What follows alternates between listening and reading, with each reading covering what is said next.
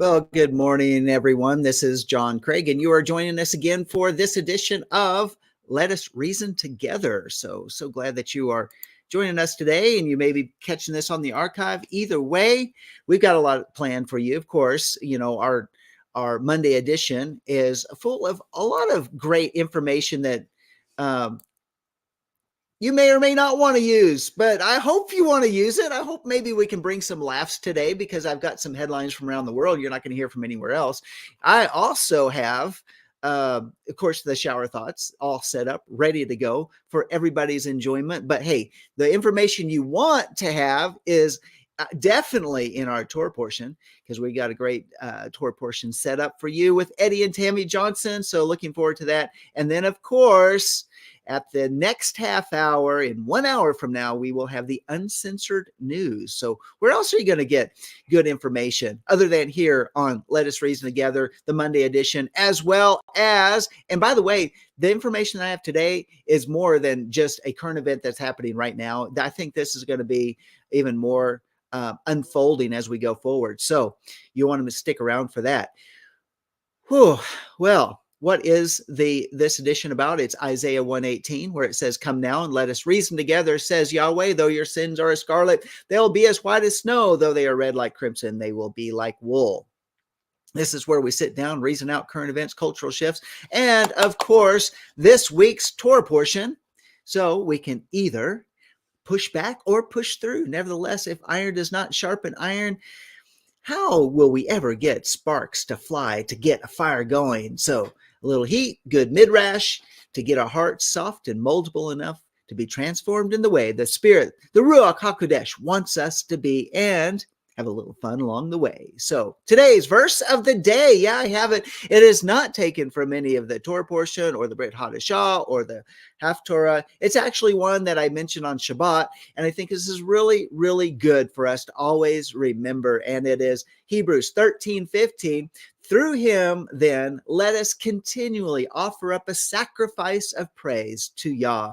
That is the fruit of lips that give thanks to his name." So what's coming out of your mouth today? That's what let it be fruit that is honoring to Yah. So there we go. All right. So I've got some awesome co-hosts coming from the great state of Florida. Got to find them. Where are they at? Where are my co-hosts? Well, they're on their way. Here they come now.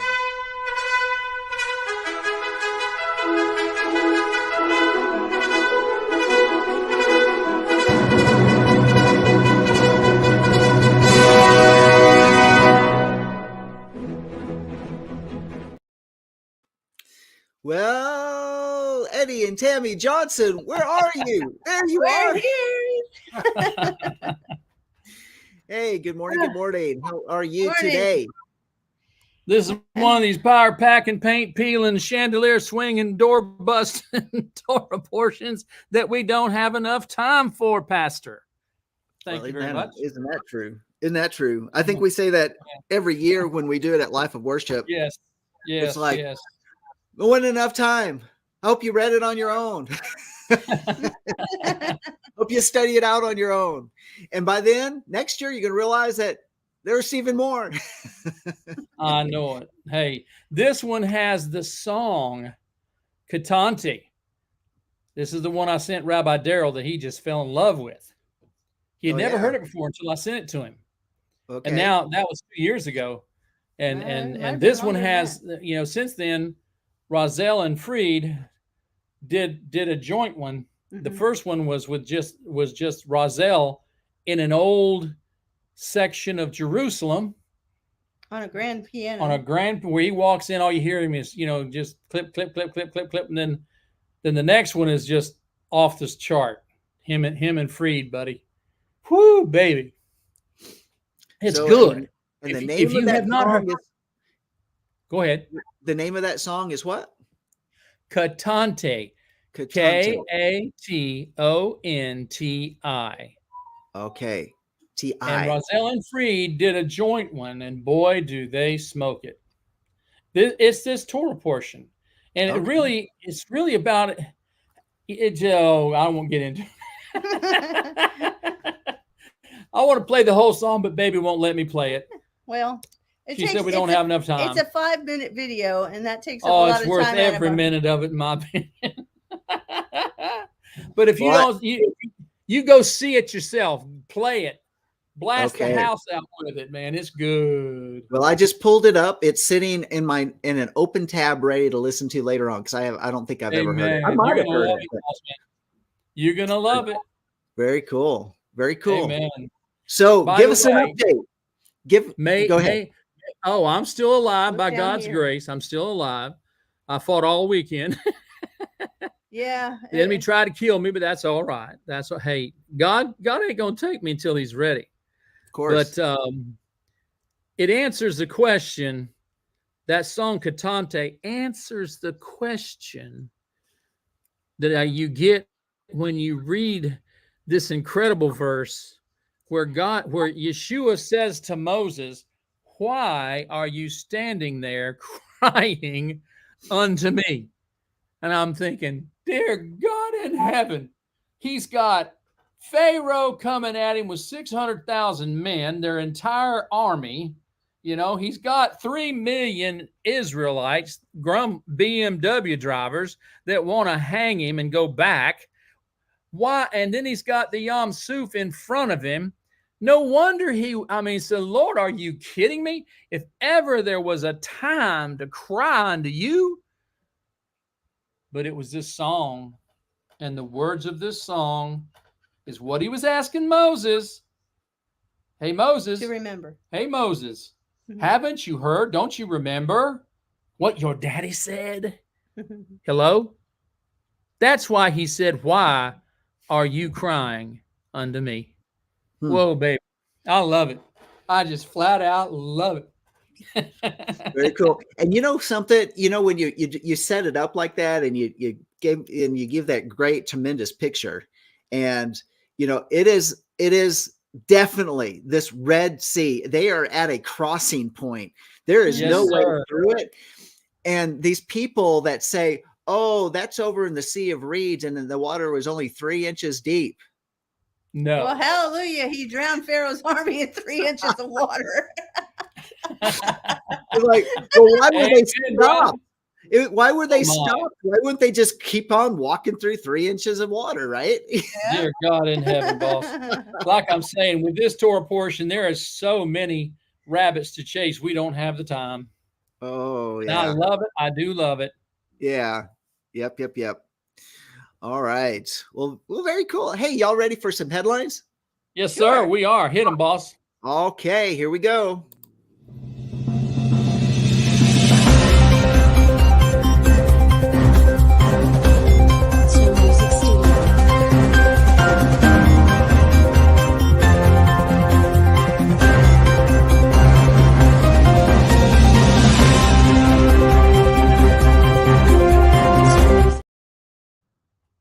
All right, everybody. It's that time of day that everybody's looking forward to because we all like the headlines. I mean, after all, who needs the article if you got the headlines? I mean, does anybody just go through the paper now everybody browses the internet and just look at the headlines? You don't go in and read it, and then you actually come out with a different idea than what's actually in the article. Isn't there a reason why they put headlines like that? Well, yeah, they do that. Well, this one kind of gives us maybe something to ponder. It says German court, naked landlord doesn't justify lower rent.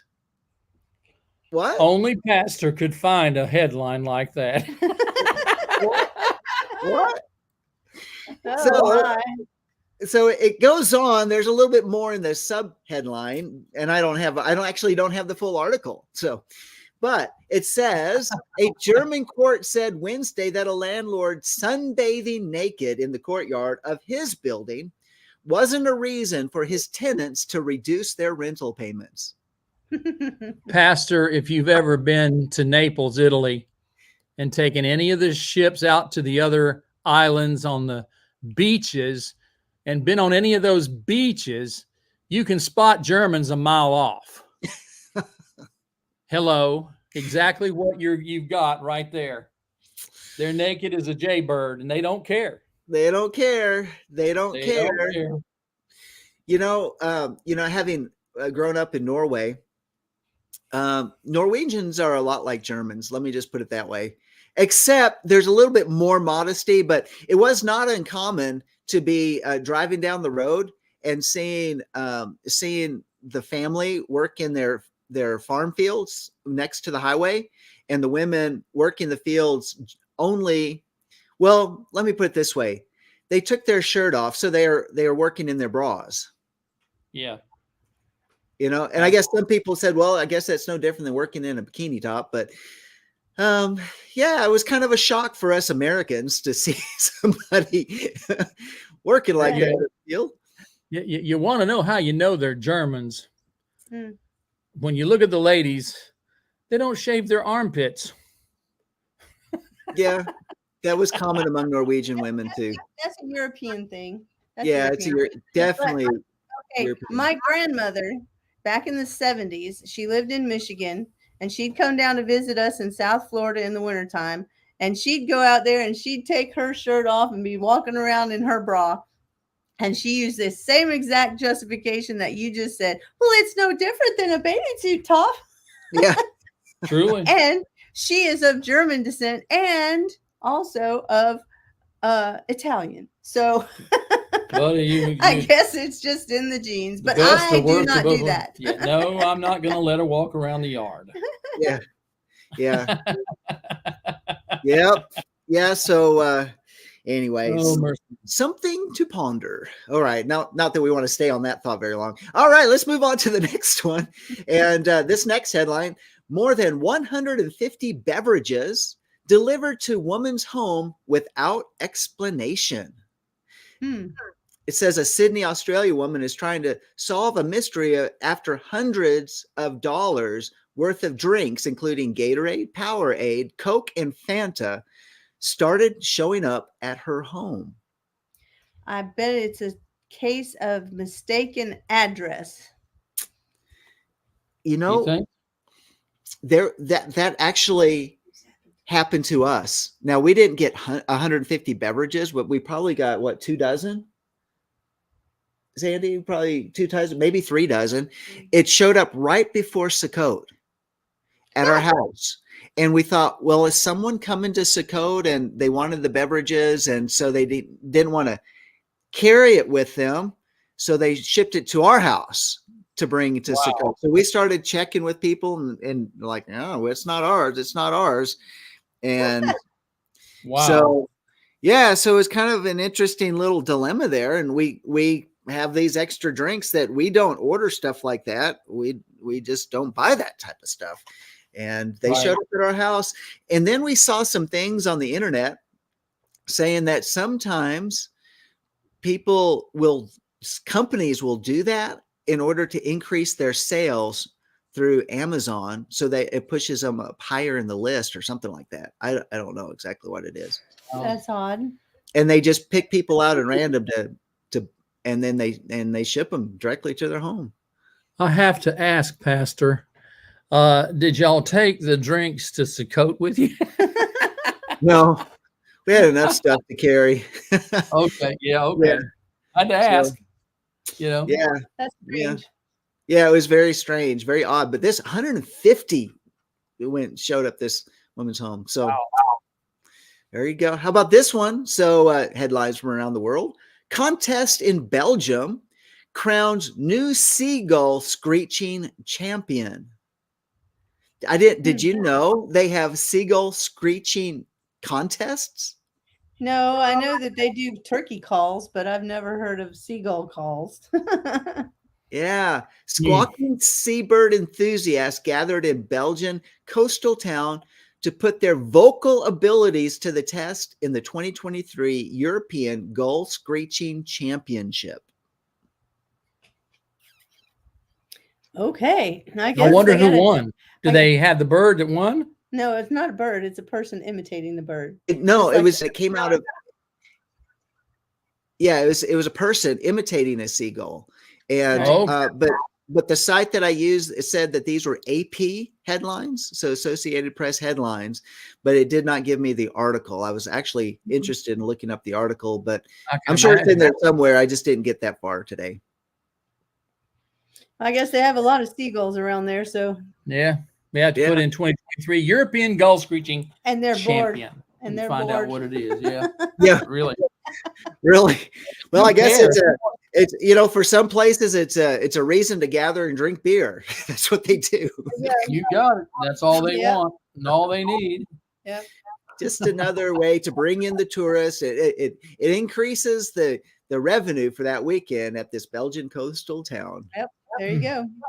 There you go. All right. How about this one over at I don't even have an article a headline on it, but it's in the article. Very interesting. Part of breaking news. It says we've spoken to a few of these irate short stayers about their grievances, and it says Tom McEldroon, who asked to remain anonymous. I love it. That's good. That was not honored in this newspaper. And he's like, okay, for the rest of us, when they are wanting to talk to you and get some information, maybe put your quote in the newspaper, don't give your name if you want to remain anonymous. Yeah, That's really. right. That's exactly right. I'd like to know the rest of the story on the one below it. Where did the stone go? The triumphant return of the Canal stone. Canal Festival. Stone. Okay. It's the festival that returned, not just the stone. Yeah. Okay. All right. So it appears to me this would be a British paper based on the sounds like That's it might funny. be either Scottish or Welsh. Welsh could be Glen Colmcille. Yeah. Glen Colmcille. I probably just butchered that name. Forgive me, those in the great land in the British Isles. I butcher your names. Yeah, southwest of the county. Yeah. So it's either Scottish or Welsh. I'm not sure. Yeah. All right. How about this next headline that we got for you today? Let me center it a little bit better here. Bear falls through skylight into party, then eats all the cupcakes. Man, that would ruin your day.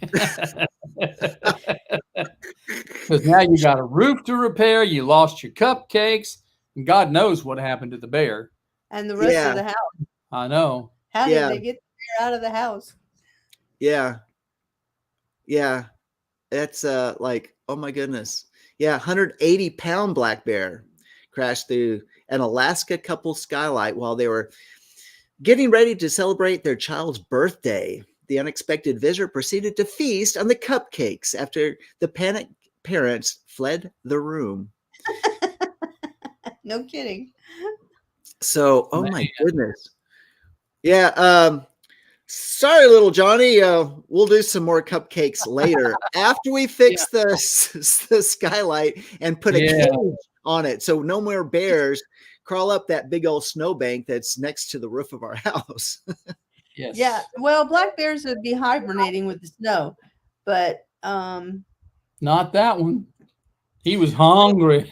That's a good point. That's a really good point. So maybe they got one of those houses where it's kind of built up right next to the side of a hill where that bear could just. I was thinking. Yeah. Because that's the only way that bear could have got up there, unless they've got a stairway to a balcony off the side. You know, that's still. Then it necessitated some changes in their house. Yeah. Yes, for sure. Absolutely. Yeah.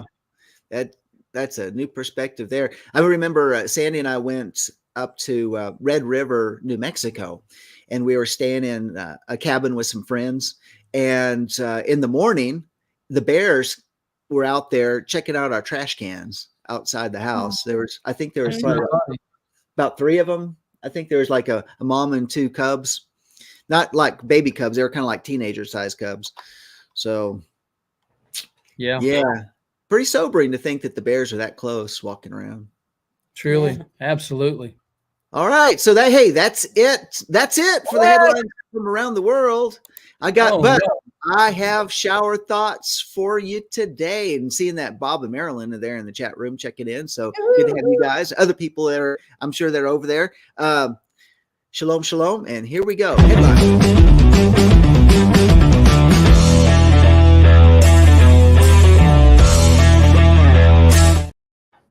Well, sorry, wasn't headlines. It's shower thoughts. Let's make that clear, right? Shower thoughts. Okay, let me see if I can get this down. And here we go. Here's a shower thought for you. Yeah, those shower thoughts that though you think about in those nice warm days that you're in the shower. Not days, but those moments. Moments when your mind goes free. How about this one? Rapunzel's neck muscles must be thick as anything. I'm kind of paraphrasing it. From holding the weight of her hair. Yeah, it seems like she'd have to carry it around in a wagon. Can you imagine What's that country singer that had the same length of hair? Gail, Crystal Gayle. Crystal Gayle, yeah. Yeah, she had long hair like that. Well, not quite that long. Probably longer. Well, Rapunzel put her hair down, and the prince climbed up her hair to rescue her. Remember? No, I don't remember. Yeah, I mean, how did she do that? Not in the fairy tales. The fact that the prince would climb up her hair, I mean, she would have had to have her head anchored on something. That's why she had thick neck muscles. Forget the hair. I mean, forget the hair. If you got a prince climbing up your hair, come on. Well, you got the thick neck muscles, but it has to be supported by a good, strong core too.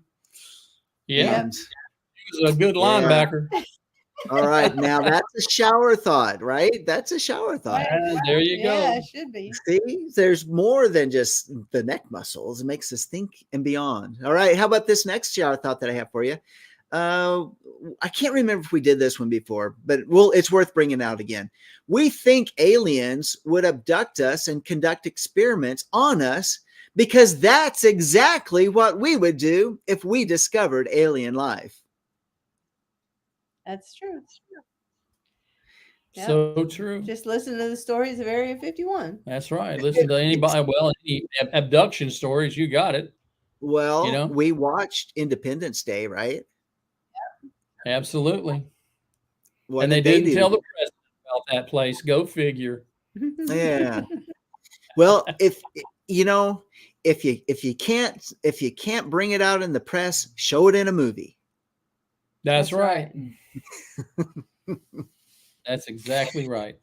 Oh, but there's a lot of stories about alien abductions and people actually coming back and saying, it's like they had their memory was erased, but then there's these parts and glimpses of stuff that happened. And, to me, it's like, okay, it's very, very odd, but L.A. Marzulli actually has a lot of different stories about people and how they've had to get doctors involved because there are certain implants that were found.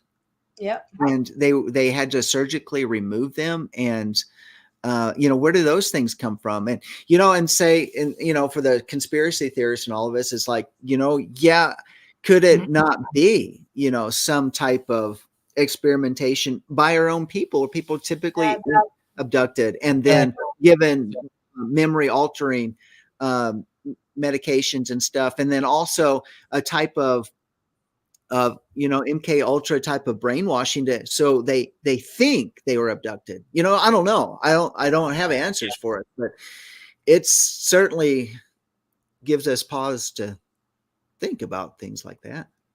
Yep, we don't want to have a daily occurrence of that mess. That's for sure. For sure. For sure. Here's another one. Surrounded by angels. Oh man. Yeah. Well, if there's a visitation in the middle of the night, let it be an angel of Yah. Oh man. Amen. Like, let it be Yeshua, as Sandy. She's over here to the side, but let it be Yeshua. Let's have a visitation. Amen. Hallelujah. Totally awesome. All right. And if you, here's a shameless plug, but Walking in Spirit and Truth, I've been talking about Ezra, who, yes, the author of the book of Ezra, the scribe, also a priest in the Zadokite lineage, who is the author of Ezra 4, been doing that, and he has a visitation by the angel Uriel, and very, very fascinating. Yes, it is. So, okay, how about moving right along over here? Here's the next shower thought. Occasional sneezing would make movie characters a lot more realistic. Yeah.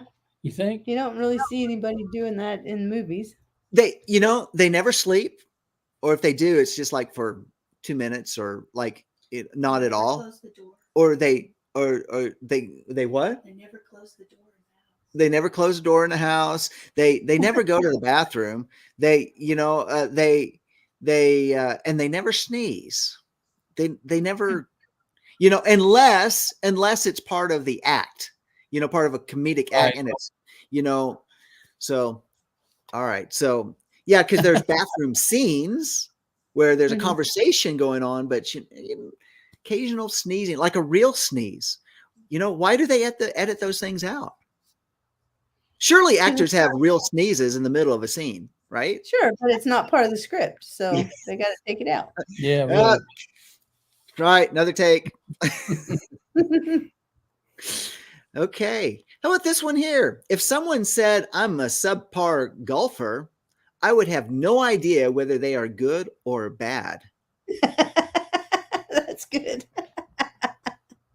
That should be That's a good one. shower That's thought. a very, if you got to know golf to understand that one, right? Yeah. Yeah. that's Do we good. need to explain it for the non-golfers?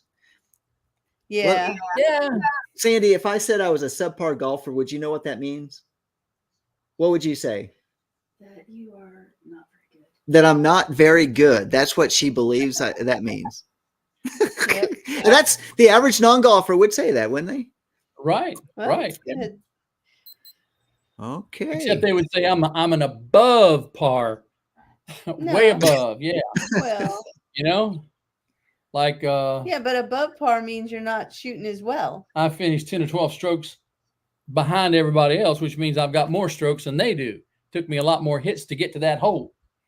So the best way to say it is I have a low handicap. Didn't say that. I don't know. That's confusing too. You got to know what handicap means, but go ahead, boss. That'll work. How do you explain it to a non-golfer? Okay. I am a poor golfer. There you go. Get the handicap and the par and all that other stuff, right? I take advantage of all the strokes that I can out there on that golf course. In other words, you get more exercise than the other people. It's an I excellent way to burn exercise. all the calories that I can. That's right. Okay. And one last one. We're out of time. One last one. Then we got the Torah portion. And so here we go. Here's a dog sitting, looking out over a valley and a mountain and all that, and says, if I pee here, all of this will be mine. There you go. Oh all boy. you dog owners understand that. Well, hey, Yep. it's that time again. It's time for the Torah portion. And so Eddie and Tammy Johnson, where we go. My way's bad, my way is so bad. Your way's good, your way makes me glad. My way's bad, my way is so bad. Your way's good, your way makes me glad. HaTorah, HaTorah, Torah. And hello and welcome to the Torah portion for this week. And Shabbat Shalom for those who are listening on Shabbat. It is Parsha Vayishlach. And may I say, as I said before, this is one of those Torah portions that you could spend an eternity on. Yes. It's got a song all its own, baby. All its own. Baruch Hashem. And it means, and he sent. Mm-hmm. And the Torah portion is Genesis 32:4 through 36:43. The prophet section is Obadiah 1 through 21. And oh, what a Haftorah that is. Oh, that's a barn burner. Everything's barn burning today, ladies and gentlemen. And the gospel section is Matthew 2:13 through 23. And we're going to do, if I can get my mouse to work. There we go. There we go, Mom. Here's our Torah in 60 seconds. Yeah. If we got to shrink this window down a little bit to get to it. Oh, there no. we go. And we'll hit the play button. Shalom, and welcome to Portion in 60 seconds. Today's portion is from Genesis 32:4, 36, 43. It is called Vayishlach, which means and he sent. As Jacob returned home, he sent many gifts ahead of him to butter up Esau. The messenger brought him news that Esau was coming to meet him, and Jacob was scared. He sent his entire family and everything ahead of him and stayed behind for the night.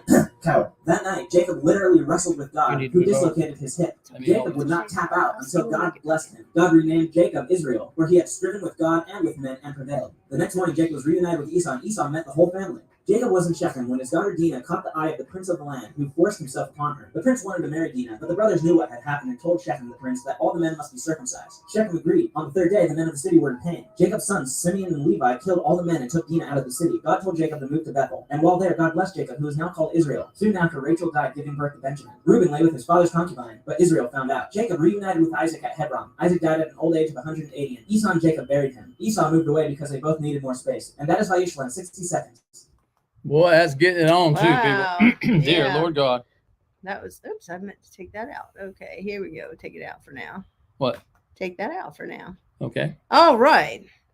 So last year we discussed the two Malachim who appeared to Yaakov, and then he sent ahead of him to inquire about Esau and their subsequent report about Esau's 400 men.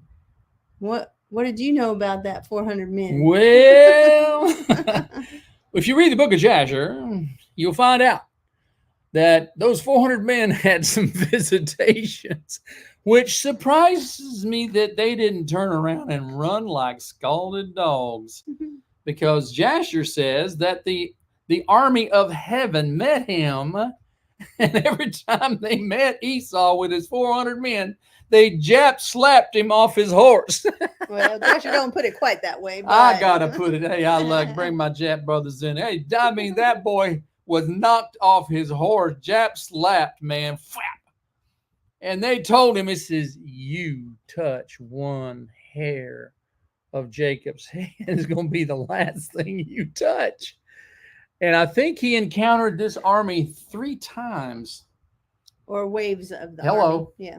So that by the time that he got to Esau, I mean, it got to Jacob, he should have been crawling on his face. Because let me tell you something, you meet the armies of heaven, ladies and gentlemen, you're gonna be just you'll fall off of you don't have to be knocked off, you'll fall off your donkey. Amen. Is anybody out there? But what else does Jasher say about the 400 men? Why did he have 400 men with him? Well, because he took them from Nimrod. Well, They were Nimrod's men. what about Laban? Well, when Nimrod was was chasing Esau killed Nimrod, and the 400 men said, "Hey, we ain't got nobody else to take care of us. How about you taking care of us?" Well, And this was at the time of Abraham's death, when he traded his birthright for a porridge, just to bring everybody into the picture here. Okay? But why did he have 400 men? You tell me. Laban? What did Laban do? Oh, but wasn't that, he didn't get the men from Laban. No. Laban sent word to Esau that Jacob had stolen everything that he had, that all the women and the children, all the cattle and stuff were actually Laban's. Mm. You know, imagine that. So Laban, This is very similar to the story of our precious father Jacob headed up the coast and he had the dowry with him, and Esau sent one of his sons to rob him, which is what he did. that's all according to Jasher. Right. Right. That's extra biblical. Right. But when he met the two Malachim, okay, or actually the word Malachim there, Jacob named that spot Mahanaim. Right. The And- place. No, 2 camps. Oh, But that's okay. what do I know? The word Mahanaim means camp, but according to Genesis 32:3, camps or bands of angels. Woo-wee. So it's a town beyond the Jordan River, situated on the borders of Gad and Manasseh, afterwards a Levitical town. So one would think that after having met the bands of angels, and that's where that story in Jasher comes from, is the title of that, or the actual meaning of Machanaim. If he's met bands of angels at this place, after which he names that location, Jacob should not have had any fear about meeting his brother there. You would think, you know? Yeah, after you've met Mac Daddy's buddy. Hello. But no. But I don't know that he recognized them because they were, to him, just normal men. I don't think he recognized them. No, he said they were angels. Well, I don't know. In the narrative. I'll find out when I see him in heaven. I'll ask, hey, Jacob, come here a minute. I got to ask you a question. When these boys showed up, did you know who they were? Well, the text says he did. But anyway, because he divided his possessions into 2 camps so that one might escape if Esau makes a surprise attack. Where have we heard that before? Anyway, in his distress, he called upon Yehovah with a most heartfelt cry. And this is where that song comes from. The song Katanti comes in. Genesis 32, 9 through 12. Then Jacob said, "O God of my father Abraham and God of my father Isaac, Yehovah, who said to me, return to your country and to your family, and I will deal well with you. I am not worthy of the least of all the mercies come on, guys. and of all the truth which you have shown your servant." Now, hold on. Keep going. You're going to say, what are you going to say? Keep For going. I have crossed over this Jordan with my staff, and now I have become 2 companies. When the Israelites and Moses were at the Yom Suf, and I sat there and I went over this couple. It took me before the Lord revealed to me what he was really saying to Moses, because I'm thinking, my God, Abba, Moses has 600,000 of the finest warriors in the world coming at him with Pharaoh's army. Pharaoh didn't leave nobody. When God got through with them, ladies and gentlemen, the only men that was left were the ones that had manned the outposts. There were no men in Egypt. He had taken the priests. He had taken all the armed men, and God drowned them all. Every last one. And if you want to know why did Yul Brynner not get drowned in the movie? Which when we watch that, I get mad every time I see that, because Yul Brynner had it in his contract. They couldn't kill him in a movie. And that negated the truth of the Torah, which Cecil could not portray because he couldn't drown Yul in the thing. Pharaoh got wiped out. Matter of fact, Pharaoh was a lead chariot, baby. He was leading his men into the Yom Suf, and he got wiped out. Every single one of them. You think about it, it'd be like America. That's losing. Another Torah portion. That's another Torah portion. Oh, Go ahead, John. Here we go. Well, when you just as you were reading that passage there in verse 10, and it says, "Which thou hast shown to thy servant, for with my staff only I crossed this Jordan, and now I have become 2 companies." Well, last week's Torah portion, when you look in Jasher, it is Jacob had everything stripped from him. I mean, he had everything for a dowry to go, and it was stripped from him. And so when we see him at Mount Moriah, where he sleeps and camps for the night, he has nothing.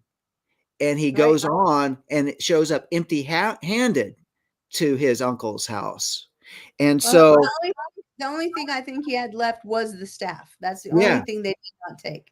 Yeah. So now it's giving credence that what he had. I mean, it's not in the original text that he had this dowry with him to go get a bride, but it does confirm that he had nothing when he crossed the Jordan going to Lavan's house. And that's why he had to work. That's why he said, I'm sorry. Go ahead. That's why he said, but that's why he had to work for his bride. But he said, but this is after the fact, after he served Laban for 20 years and got everything, he says, for with my staff have I crossed this Jordan. So when Yod-Heh-Vav-Heh, Yeshua was asking Moses, why are you crying unto me? I marvel all the time. I said, Abba, if ever there was a time for Moses, for anybody to cry unto you, it would have been then. Right, but that's a different. But Torah he portion. knew that Moses knew what his father Jacob had said. And what is the very first words out of the boss's mouth? Raise your rod. I mean, right out of the chute, baby. The first thing the Lord tells Moses, raise that rod, Daddy. So to humanize Jacob here, he's remembering, and now here, and who stripped him of all that dowry before he left? It was Esau's son, according to Jasher. And so now he's remembering. Now here's Esau, who wants to strip it all from him again. And but how, so there's a promise that before he left, it says that Yah would bless him and be with him. Yes. And and he also said he would bring back a tithe. If Yah brought him back, then he would bring a tithe. And so, how easy for us is still walk in fear in spite of knowing that we've had all these promises. Absolutely. And still have that fear. Guilty, aren't we? We're all guilty. Okay. All right, that's all I had to say about that right now. I just wanted to. We are Papa Yaakov's children. Yep. Yeah. So going back to the text, after he says he's become two companies, deliver me, I pray, from the hand of my brother, from the hand of Esau, for I fear him, lest he come and attack me and the mother with the children. That was our father Yaakov's confession. That's right. For you said, I will surely treat you well and make your descendants as the sand of the sea, which cannot be numbered for multitude. And what was the answer to his prayer? A man wrestled with him all night long. I mean, when Esau got there, and we're going to talk about the kissed word, because that's so important. All right, let me finish. Okay, so he knows that he wrestled with God because he named the place Peniel. Right. Okay, so, and he said, for he wrestled with God, and because he saw God face to face. And so you would think, okay, surely Jacob will not fear Esau now because he knows God's with him. Yet he still divides the wives and children into three camps. And I have yet to find a satisfactory understanding of that, except that this morning you gave us a really good one. Do you remember what it was? Would you tell me? There's been two exiles. Yes. Okay. We had the Babylonian exile, and then we had the Roman exile. There's going to come a third, ladies and gentlemen. Right. About number 3. Let's talk about what's going to be number 3. Now you got me going. We're going to be going back to Mount Sinai. Woo-hoo, back into the wilderness. Wait a minute. Hold it, guys. It has everything to do with them 6 jots above the word kissed, ladies and gentlemen. That is key. Now, many people have their own understanding, interpretation of that, and God gave it to me at 2 a.m. in the morning in Samson, Alabama. Because I'm looking, he brings me inside off the porch 2 a.m. in the morning, and I'm looking. You're jumping ahead. I can't help it. You're jumping ahead. So I want to spend a little time on Genesis 33:4. But Esau ran to meet him and embraced him and fell on his neck and kissed him. Because I just met the armies of God, and they said, if I so much as touch a hair on your head, I'm dead. That's right. Yes, he would run to meet him. You doggone right he would. That's right. My God, I'm glad I made it alive, because I didn't think I would live to see you. Well, as the saying goes, 2 Jews, 10 opinions, right? Hey, baby, I love that. I love that accountant Jasher. I'm so glad. It's good. Because, buddy, I can just see, because if you understand the battle in World War II, where the British, this is before World War I, where the British got into it, where the Germans were they were about ready to break through the lines, ladies and gentlemen, and the Germans threw everything down and took off running. And the British were saying, my God, what's happened? And they take off that. When they catch up with some of the officers, they say, well, why did y'all run? They say, didn't you see him? Didn't you see him? He says, as far as the eye could see in both directions, there was a man on a horse with a special armor. And the Germans saw him. They took off and they ran like scalded dogs. That. And at the same time, Rees Howells was in intercession in England. Is anybody at the house? Come on. That's right. Whew. So there are many explanations, or really suggestions is a better word, for why the jots are there, or the dots are above the word. You want me to go into that now? Okay. Well, let me just do this real quick. Esau's kiss to Jacob is written with scribbled dots over the word Scribbled dots. Vayashakehu. The jots, baby. Go ahead. Vayashakehu. And he kissed him.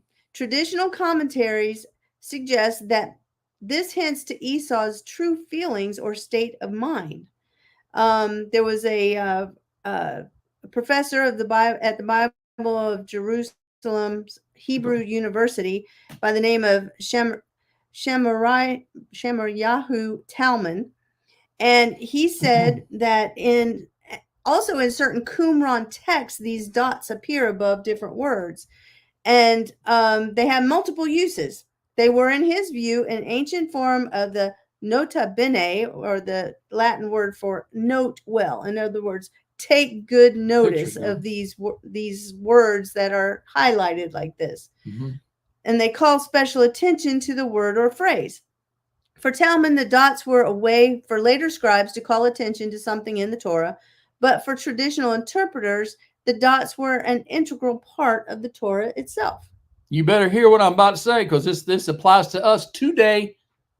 Well, you go ahead. Okay. I was crying out to Abba Father one night, 2 a.m. in the morning, when we lived in Sampson, Alabama. And I got to say that our driveway was 31 degrees north to 06 minutes right there. It's a very prophetic thing. And he brought me in. I was crying out to him about our driving across the ocean. I said, Lord, I got to tell these people that I'm going to drive.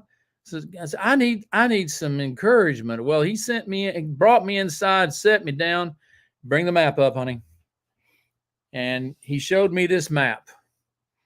And he said, son, he said, those 6 jots above the word kissed mean that there are 6 cities in this West Bank area that when they all belong to Esau, and there's only one city remaining that as is right now not part of Esau, that is Jerusalem, which is about to become part of when we have the Gog-Magog war, which is, I believe, going to happen after this Gaza war. Oh, hello, we got to get to the set time.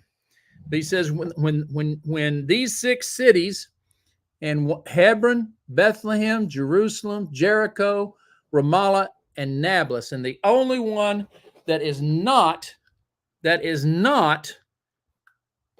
part of the 6 right now is Jerusalem. When we see that, guys, when Jerusalem is taken over, and it's going to be, and it's going to be, and Jude, this is when Judah has to flee down the coastline of the eagle's wings in the valley of Jordan there. What do you call it? The Jordan Valley. Is anybody at the house? That, dear friends, is the beginning of Jacob's trouble. But it will not begin until those 6 cities become complete and total, captured by the enemies, by his sons. Mm-hmm. We're going to see it. Because Yeshua says in Matthew 24, when you see the abomination which makes desolate stand in the holy place, that's right there on that 6th city, right at the Adam's apple of that picture, because that is the outline of Mashiach there. Is anybody at the house? When you see him standing in the holy place where it ought not, let him who is in Judea and is on the housetop, don't come down and grab your coat. Yeshua commands us to flee, baby. Flee like we have never fled before. Where are they going to flee? they're going to come out. They're going to come out of this area, and they're going down the Arava, down the Dead Sea, and that's when that now we're going to kill a sacred cow here. They say Jesus's feet is going to stand on the Mount of Olives and split it. Oh no, he is not. Jeremiah 12:1 says, point flat out blank, the prince that stands for your people. And he's talking about Michael. He's going to stand on the Mount of Olives, and he's going to be the one to split it. And at that time, because of the location, if we were in Jerusalem, I said, let's go to the Garden Tomb and look straight at the Har Olivet. And you're going to see, oh my God, there's the saddle, and it's coming right straight down here. Oh yeah. And what's going to come out of that place? What's going to come out when he splits the Mount of Olives, gang? Here comes the holy vessels. Isaiah 52:11 and 12. Please write this down. I'm going to repeat it again. Isaiah 52:11 and 12.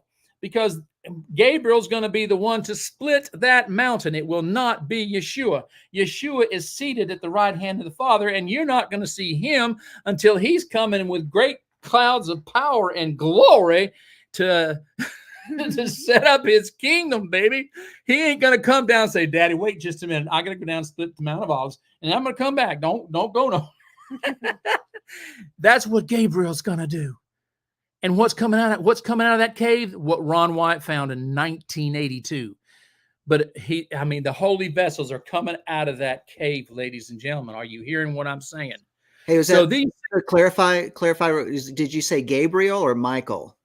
Michael. I'm sorry. Thank you. Okay. Thank you, Right. brother. Yeah. Michael, forgive me. Thank you, Pastor. I appreciate the correction. I get excited. Michael, baby. He's the one whose feet are going to stand, because Daniel 12:1 says it. 12:1. What are you going to do with it? Because what 12:1 has, and his feet shall stand upon the mount in that day, and it's going to split. And then he talks about the creation of this escape route. Ladies and gentlemen, this is what everybody's going to be going down to. Where are they going to? Har. And what's going to be coming out of that cave, baby? The holy vessels, except the Ark of the Covenant. Now that's what Ron Wyatt says. I'm going to wait on that. I don't believe it can come out because it has to sit there for a testimony. It's gonna, but who knows? Maybe I've heard certain teachers say that the Messiah is going to sit on it himself, to show himself as God. I don't know, but that's the one where the blood is anointed.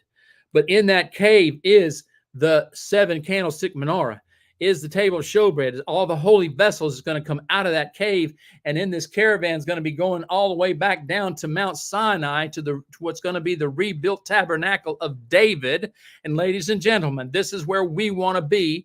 This is where we want to be. We want to be out of the United States. We want to be over there. We want to be there at the Mount at Har to and let him deal with us face to face as he did with our fathers, because he said in Exodus 19:10-11, for on the third day I will come down in the sight of all Israel. Ladies and gentlemen, on the mountain, not on Har. That's what he said in Exodus 19:10-11. Let's cut this mess about him standing on the Mount of Olives. No way, Jose. It ain't going to happen. It's going to be Michael. And that's when these holy vessels come out. And we're on the verge of that because, guys, the 6 dots above the word kissed indicate 6 cities, that when the 6th one, which is Jerusalem, falls into the hands of Esau, the time of Jacob's trouble has begun. And he has to flee into the wilderness. It said so right there in the book of Revelation. That's when I said this is a power packing, paint peeling, pew jumping Torah portion, ladies and gentlemen. And we're on the verge of this. We're seeing this. Well, and I got to be careful so I don't want to get us kicked off of we've only got a Bluetooth. couple of minutes left. So, yeah, well, I got to come in. Shut up. Ooh, I'm smoking. In closing, I would like to also suggest that the kiss is a prophecy of what Esau will do in the end of days. I declare the end from the beginning. Isaiah 46:10. Come on. And in this week's Haftorah is a prophecy of the end of Esau's treachery against Jacob. So, John, you want to come back in for a couple of minutes so we can have last closing words out from you? No, it's good. There's too much to say in the time that we have left, other than we're watching prophecy unfold before us. We're seeing this. It's been an age-old battle between Jacob and Esau, We're and in it. We're watching the culmination of it, and Pastor. the jealousy of Esau seems, keep in mind the jealousy of Esau is inflamed by the elements of Jacob in the world, and it's a battle, and we're seeing it unfold, and ultimately what we have to look at is it is a battle of between the kingdom of light and the kingdom of darkness, and it's bigger than Israel and Gaza and Hamas. It's just, we're talking about, I believe what we're looking at is this battle, and as we know that Gabriel came to deliver a message to Daniel, and he was held up by the prince of Persia, and Michael had to come and help him and understand that this is a battle. So between light and darkness and principalities and it's powers of the air, powers and principalities of the air, and it's a battle over the land. And so ultimately that's what happens is Yah wins, and I think we'll end up being surprised. We'll be surprised as to who are the good guys and the bad guys. I hope we're, so let's be careful about who we're cheering for. We should just simply say, oh yeah, Bo Yeshua Amen. Bo, right? Amen. Man. Amen. I got a little claim to fame here that nobody else has. Okay, you got to make it quick because we got to close out. 1982 and part of U.S. Sixth Fleet. We're out of time. Yes, we're out of time. I can say that. No. I was in the Garden Tomb 1 month after the boss found it. Hallelujah. There you go. All right. Hey, we're going to close out this section. Thank you, Eddie and Tammy, for bringing the Torah portion. Just not enough time to really hit all the details. But join us on the other side. I'm going to drop the YouTube stream, and we're going to continue here on the network. So bear with us here momentarily. Torah